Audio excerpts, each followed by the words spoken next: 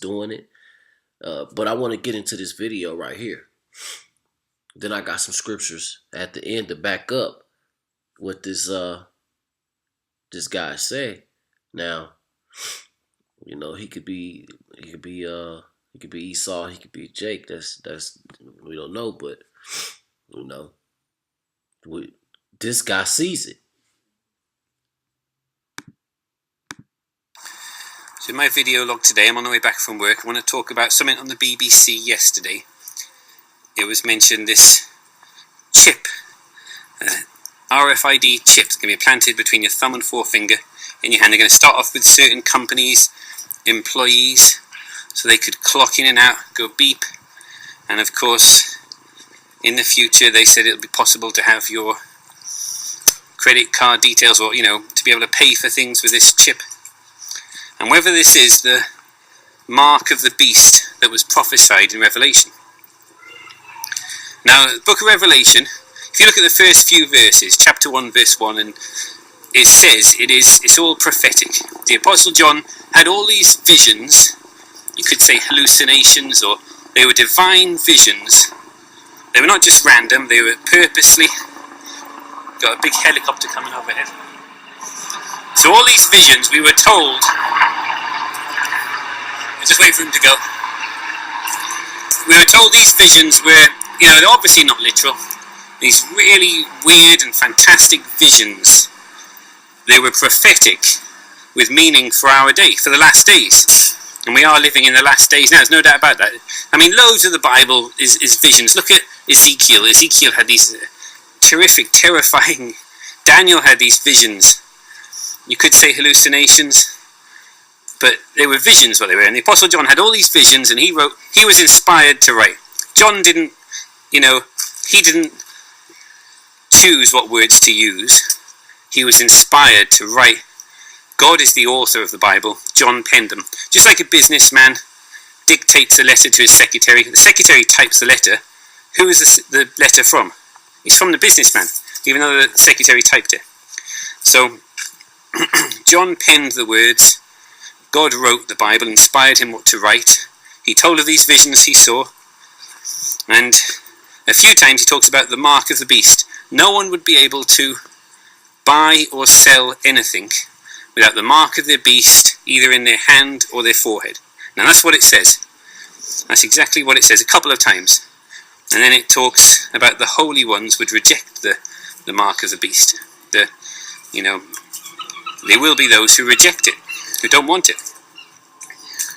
So I do believe that he's talking about this. This is coming now.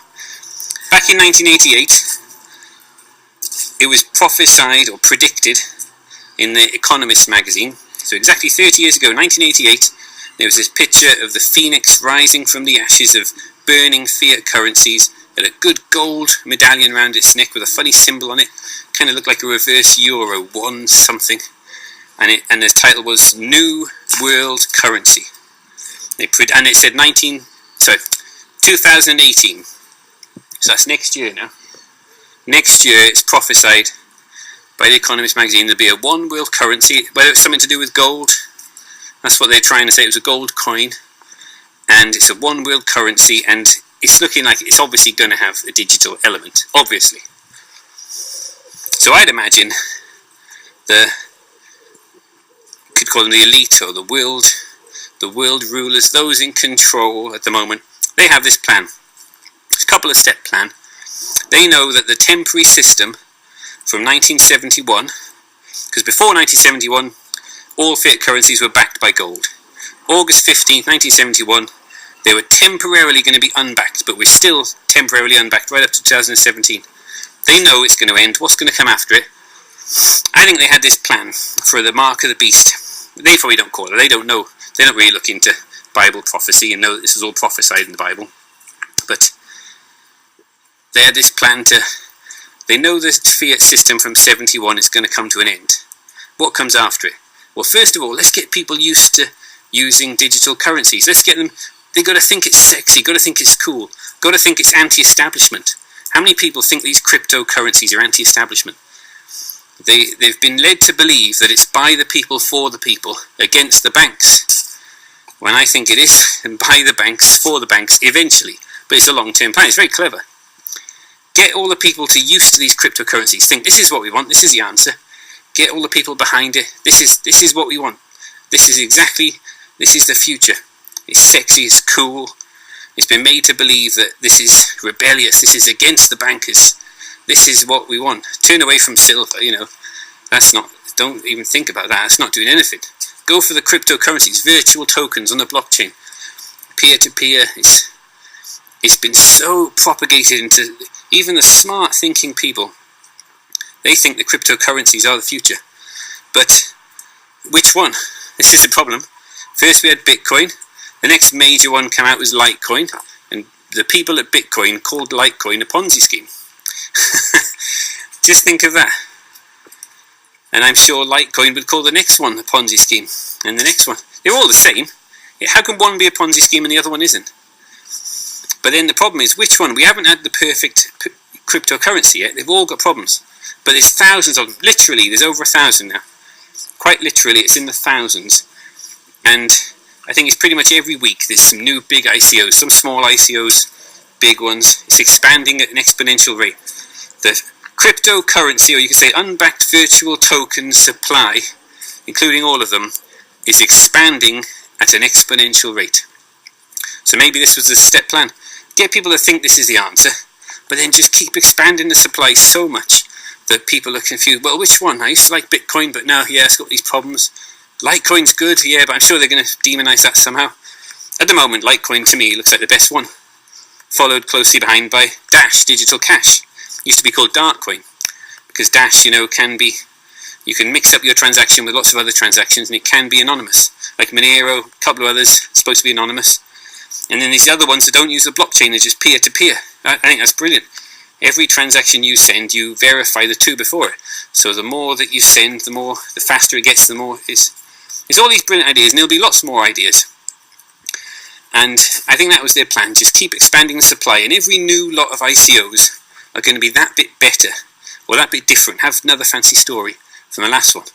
And people will but soon people will start to realise, hang on, all these ICOs, in a short time there's going to be another load of ICOs that are even better than this one. Because whatever it does, even if you get one that's really amazing and looks great, and okay, this one is fantastic, this is better than all the others, somebody could easily just copy that one, change a little bit to make it even better again. And someone else could just copy that one, change a little bit and make it even better again. And this is the problem. It's gonna just feed on itself and die, isn't it? It's obvious. It's just going to keep expanding. Nothing can expand in supply forever and hold value. Because if it's not backed by anything, it can keep expanding. They can make another one identical to it, but just a little bit better, and it'll just keep expanding. So, is it an option? This is just my speculation now. Sometime 2018, next year now, somebody announces the one that was predicted in 1988 on the cover of The Economist, the perfect crypto. This is it now. The one perfect crypto. And it's going to be so much better. It'll have all the good things of all the best ones all rolled into one. It's going to be backed by gold and silver, supposedly. Supposedly it will be backed on a one-to-one redeemable basis, so it's a backed crypto.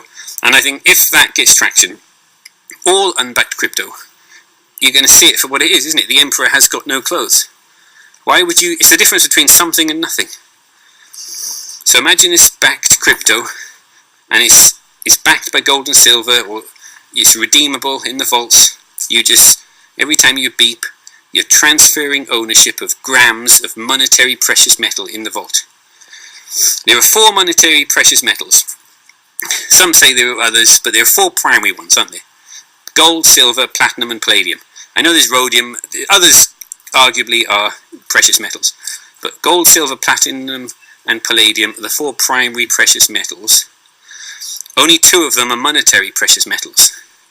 They've got thousands of years history being used as money. Gold and silver. Platinum has been used as money.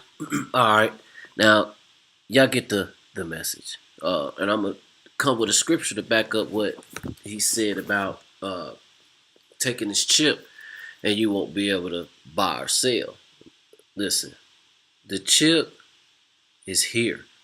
It's in America. what the apostles of Great Millstone been speaking for years and years on. It's right here in front of your face. You know, uh, I'm gonna get straight to the point. Just Revelation 13 and well, I'm gonna start at 15. And he had power to give life unto the image of the beast, that the image of the beast should both speak and cause that as many as would not worship the image of the beast should be killed. And that image is the system that you see now. Uh, you know, all the wicked things that the world put on us. You see it. They market it through the TV, all this wickedness and things like that. And if you don't worship it or agree with what they got going on, like homosexual out or these gays and men sleeping with men, women sleep. If you don't believe in that, then they gonna they should you. Let me read it. As would not worship the image of the beast should be killed. Killed spiritually, because what they gonna do? They could kill you spiritually, demonize you, assassinate your character. And it will get to being physically killed. You don't take that chip, the mark of the beast, ultimately they'll cut your head off, torture you, and do a lot of things to you. Read on, 16. And he caused all, both small and great, rich and poor, free and bond, to receive a mark in their right hand or in their foreheads. 17. And that no man might buy or sell, save he that had the mark or the name of the beast or the number of his name. So if you don't take that chip, you are not going to be able to buy or sell anything. You ain't gonna be able to do anything. And once that come, you can pretty much say that the world is finished now. But you can pretty much, Salaki, you can pretty much, it's a wrap, you know. And if you don't believe that that's the chip that's prophesied by John the Revelator, then the Lord just ain't dealing with you, you know. And like in 15 verse to show you gonna worship that image, you know. Hey, and if you take that chip, it's a wrap for you. You're done. Let me go over here to just the next chapter over. It explains it. Revelation 14 and 9. And the third angel followed them, saying with a loud voice, if any man worship the beast and his image, and receive his mark in his forehead or in the hand, the same shall drink of the wine of the wrath of the Lord, which is poured out without mixture into the cup of his indignation. And Salaki, the same, Salaki 10.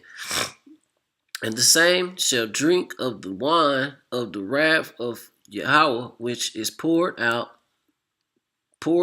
without mixture into the cup of his indignation. He shall be tormented with fire and brimstone in the presence of the holy angels and in the presence of the Lamb. You will be destroyed. It's a wrap, you know, and that right there is gonna be part of that hour of temptation to see if you gonna take that chip. You know, a lot of you guys, a lot of you is gonna take that chip because you're gonna be worried about eating and what have you. So I just want to tell to the hopeful elect, man, hang in there. We almost out of here.